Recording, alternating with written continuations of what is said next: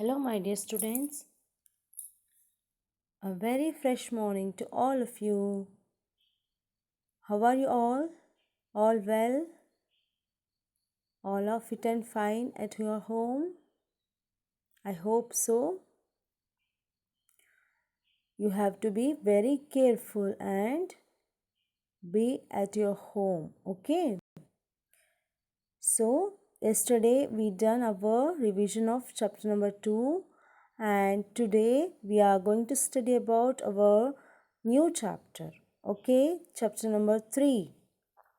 So, all get ready with your book and notebook, a rough notebook. You have to point out some points. If you want to recall or if you want to study well, then you have to be ready with notes.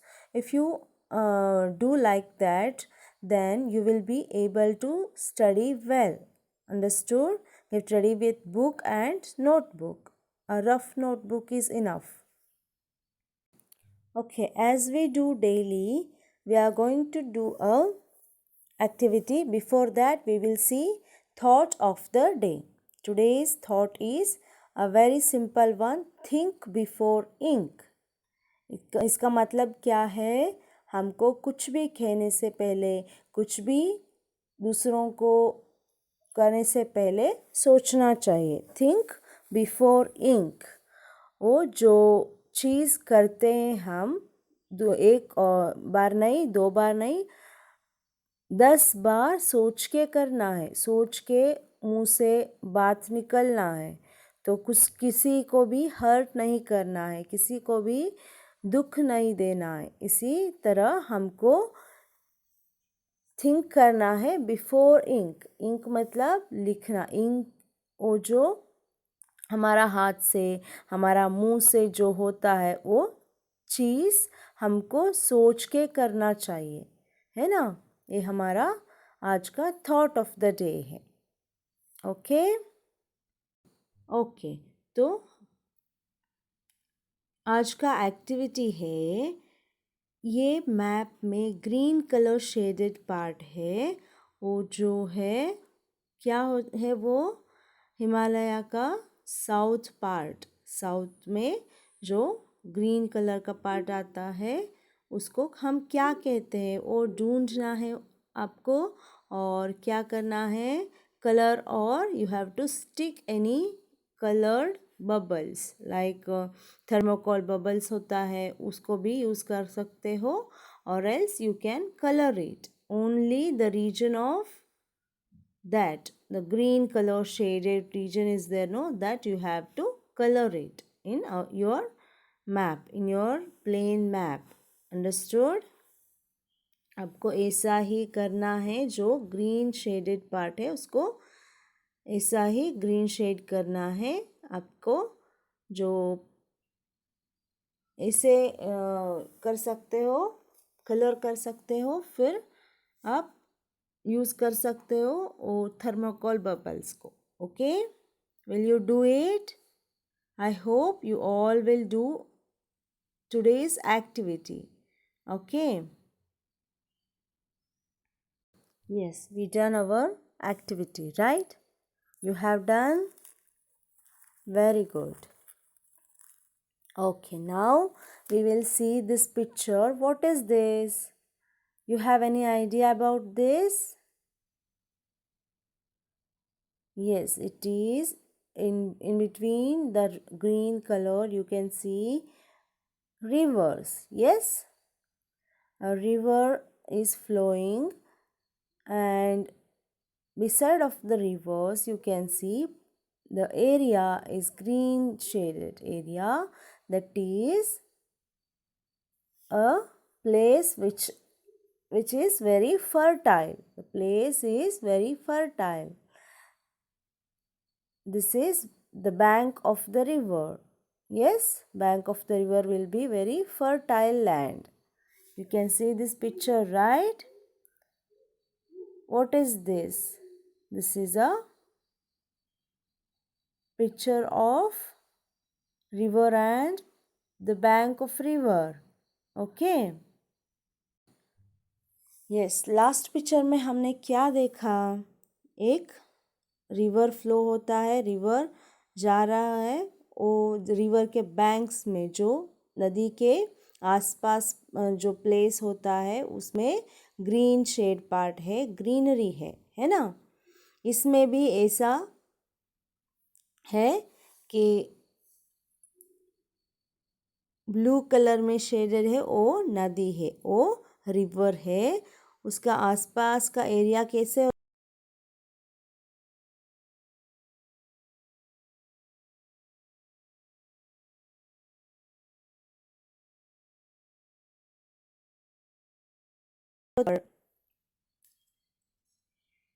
very good soil will deposit on the bank of the river. Bank of the river मतलब जो नदी के किनारे होता है उसमें अच्छे soil होता है, मिट्टी होता है, वो फर्टाइल होता है। उसमें मिनरल्स जो अच्छे तरह का सिल्ट एंड सॉइल वो सब इकट्ठे होता है। उससे क्या होता है? उससे उधर का जो मिट्टी एग्रीकल्चर के लिए बहुत काम करता है। एग्रीकल्चरल लैंड होता है, एग्रीकल्चरल एक्टिविटीज़ अच्छे से होता है उधर, है ना। नदी भी होता है, पानी उसमें पानी यूज़ कर सकते हैं, और अच्छे सॉइल होता है, मिट्टी अच्छी होती है कि उसमें क्रॉप्स अच्छे तरह से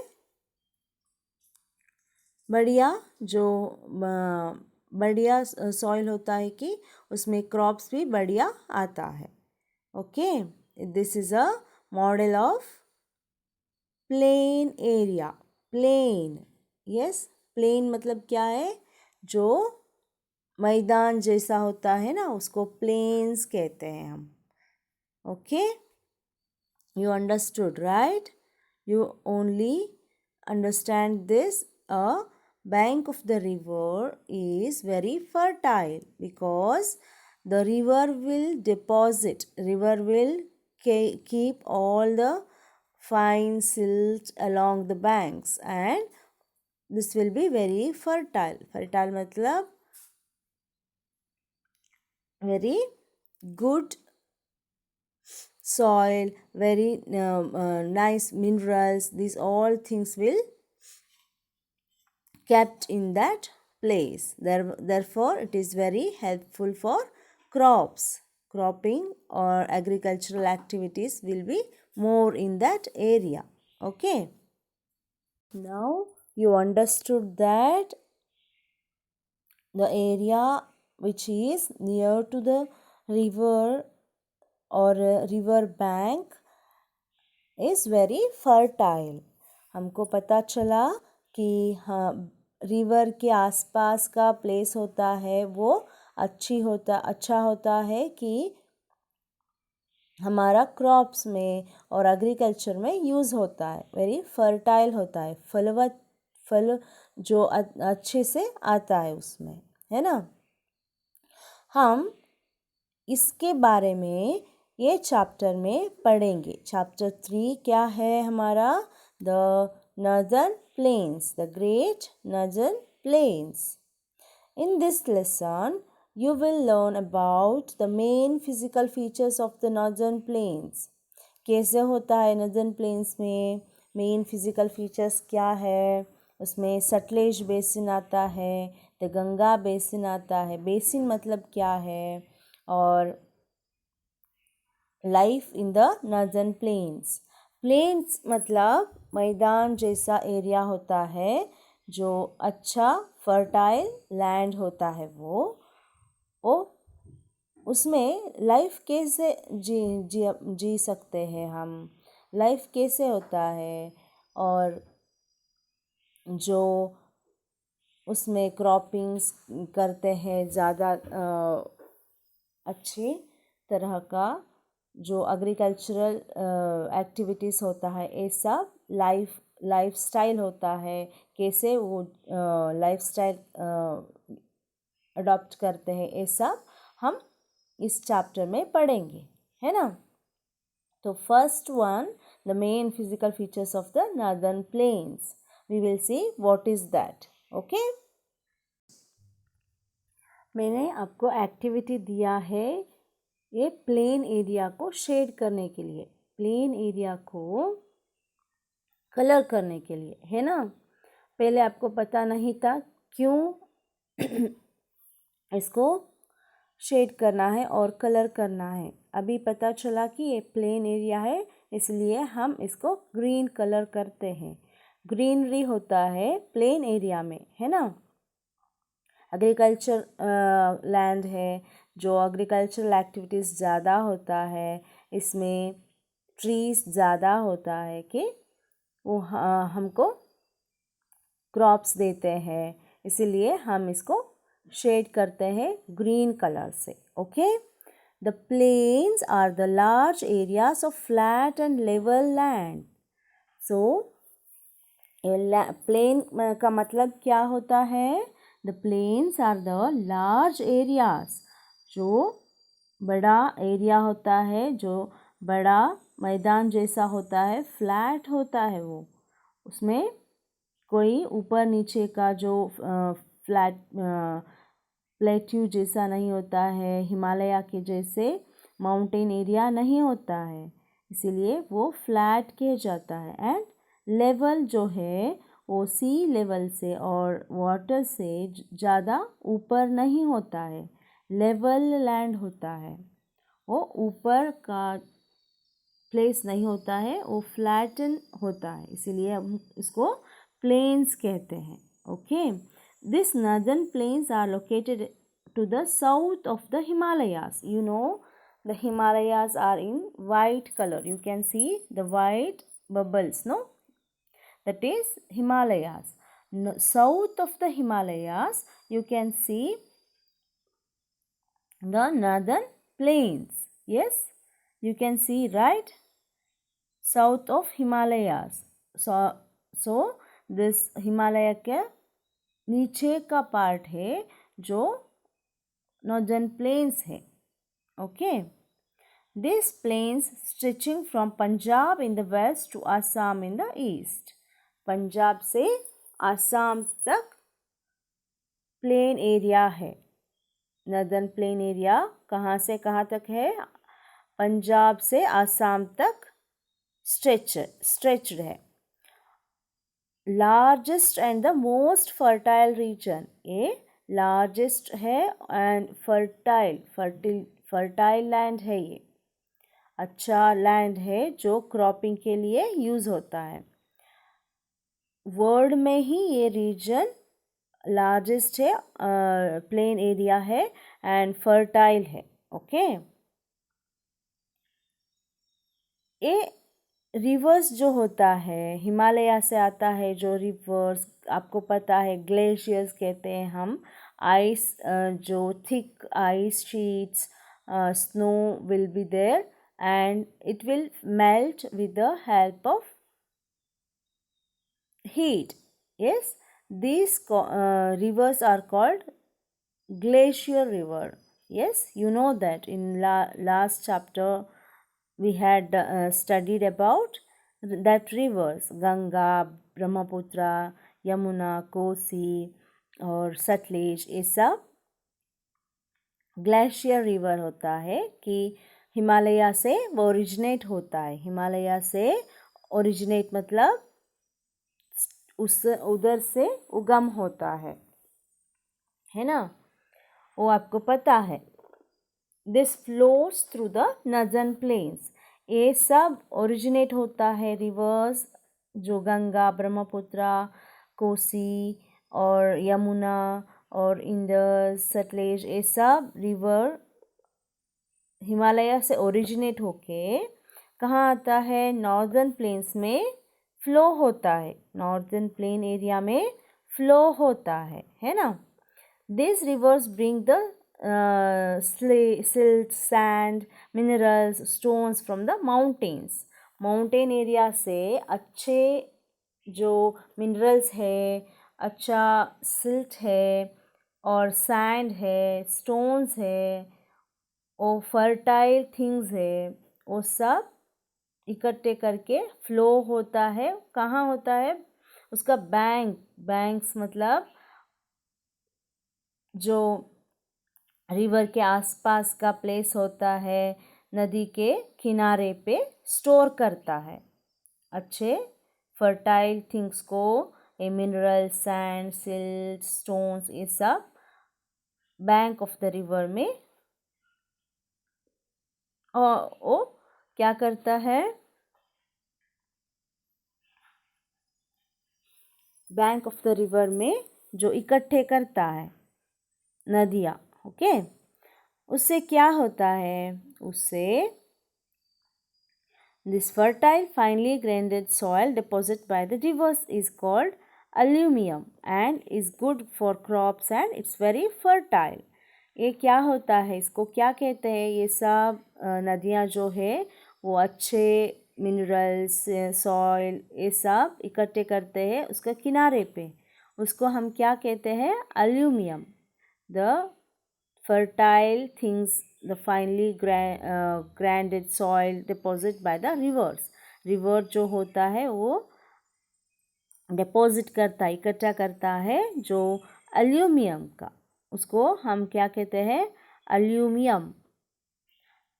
लिख लो द स्पेलिंग ALLUVIUM, एल्यूमियम है ना। वो अच्छे जो क्रॉपिंग के लिए अच्छा होता है वो crops and is very fertile, फलवत जो होता है वो। The rivers originating from the Himalayas that flow through the northern plains. आपको पता है कि हिमालय से ग्लेशियर रिवर होता है, वो सब रिवर्स क्या होता है, flow through the northern plains. हमारा जो नर्दर्न प्लेन एरिया है हिमालय का साउथ साइड में है, उसमें वो सब नदियाँ फ्लो होता है, नदियाँ बहते हैं। Include the Sutlej, Ganga and Brahmaputra and the tributaries. आपको पता है ट्रिब्यूटरीज रिवर, ट्रिब्यूटरीज कहाँ क्या होता है, a small river that flows into a larger river. वो छोटा छोटा रिवर्स होता है, छोटा छोटा वाला होता है, वो बड़ा रिवर में जॉइन होता है, उसको हम क्या कहते हैं, ट्रिब्यूटरीज कहते हैं, okay. So in this book the page number 19 you can see and you can understand the rivers originating from the Himalayas flow through the northern plains. This I have explained, right? जो नदियाँ होता है वो उगम होता है जो हिमालय से, flow होता है नॉर्दर्न प्लेन में। फ्लो मतलब क्या है, बहते हैं नॉर्दर्न प्लेन एरिया में, वो फर्टाइल लैंड होता है उधर, जो आसपास का प्लेस में, आसपास का किनारे में नदियाँ क्या कहते करते हैं, फर्टाइल प्ले सिल्ट और सॉइल को इकट्ठे करता है, उसको हम क्या कहते हैं, alluvium and is good for crops, okay. Alluvial soil भी कहते हैं उसको। द ग्रेट रिवर बेसिन्स, हम इसको 3 बेसिन्स से हम स्टडी करते हैं। 3 important rivers flow through the northern plains. Northern plain area में जो ग्रेट रिवर बेसिन्स आता है। रिवर बेसिन क्या होता है, the river basin is nothing but the area watered by a river and its tributaries। इसको हम क्या कहते हैं, the area through which they flow is called a basin। वो कहाँ से कहाँ जैसे फ्लो होता है उसका जो एरिया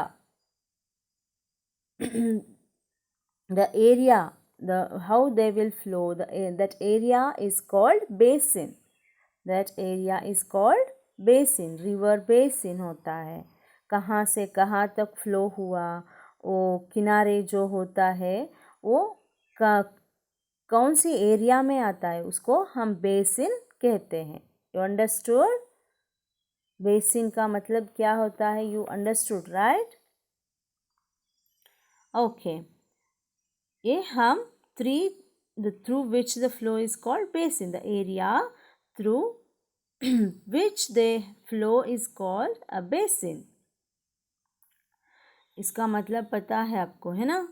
वो जो नदी होता है वो जैसे फ्लो होता है उसका एरिया को हम बेसिन कहते हैं। Plains are divided into 3 basins. हमारा जो ग्लेशियर रिवर्स है वो 3 बेसिन से, 3 एरिया से हम उसको डिवाइड करते हैं। The Sutlej basin, the Ganga basin, the Brahmaputra basin. We shall now discuss them in detail. We have to discuss this because it is a three basins, 3 types of basins. So सतलेज जो नदी होते हैं वो नदी कहाँ से कहाँ तक बहते हैं, कैसे फ़्लो होता है, किस एरिया में जो फ़्लो होता है उसके बारे में हम स्टडी करते हैं। और द गंगा रिवर कैसे फ़्लो होता है उसको भी हम स्टडी करते हैं। एंड ब्रह्मपुत्रा बेसिन हम उसको जो कैसे फ़्लो होता है वो सब हमने पिक्चर के सहायता से, पिक्चर जो है पिक्चर को देख के हम अंडरस्टैंड करते हैं। Okay, one by one we will study about this in the next class, not in this class. In the next class I will show some pictures and we will discuss about this. Okay, what you have to do, you have to study till I taught you. Okay, you have to read till we shall now discuss them in detail. Till that you have to read it. Today's homework is you have to read this till the we shall now discuss them in detail.